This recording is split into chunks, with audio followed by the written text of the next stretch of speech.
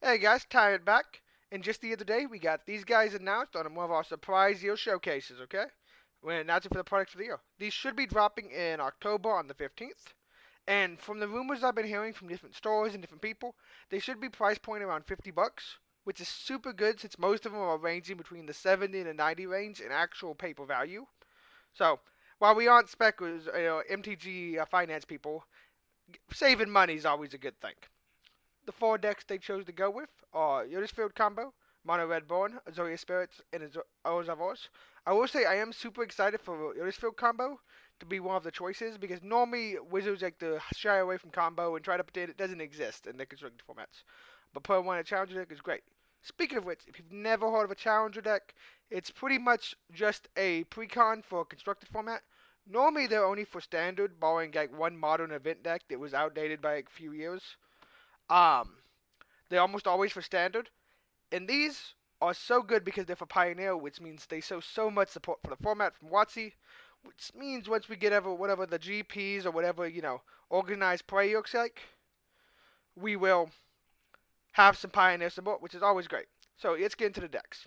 The first deck they have here is Azoria Spirits.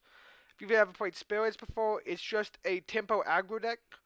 You go with creatures that scale up at God's Rune Wonder that gets +1/+1 for each, well, whenever a spirit enters the battlefield. Super great. And then you just try to disrupt them between your spell quells and your Optimiles. And in this deck, Spell Pierce, though, you'll probably change that in the future.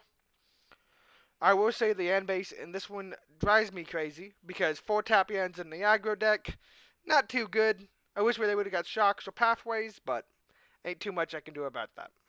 Okay? The next one is the Field combo. We're just doing a Field combo.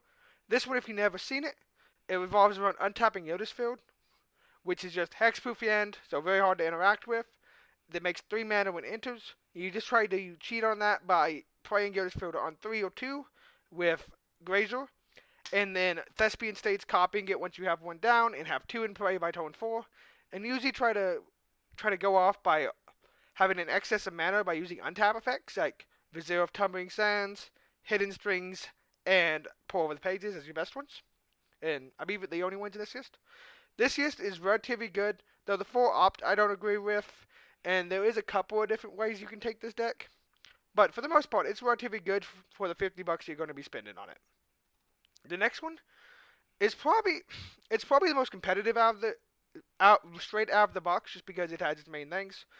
I do miss Yoris, which it does not have in the sideboard in this deck, but that does come up, But you can probably just take this out of the deck and play it right up and win matches.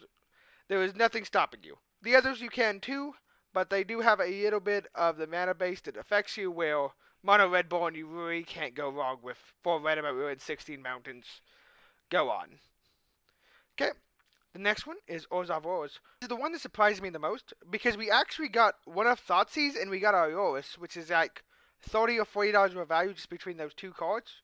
And not to mention Stonecold Serpent, which is like $5 or $6 last I checked for just 1 copy. So this one looks like maybe the best value out of all of them. I haven't done the math. That's for other people to do, but it does look at a glance. It does look like the most complete deck.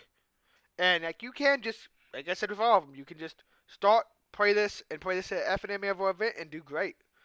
Especially, with all the cards you got. Okay?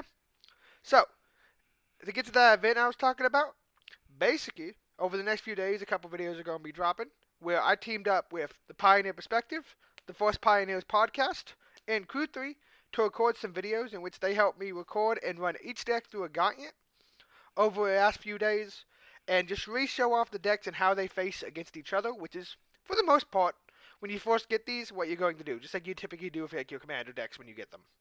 So if you're looking forward to see that, don't forget to drop a like, and I'll see you in the next video.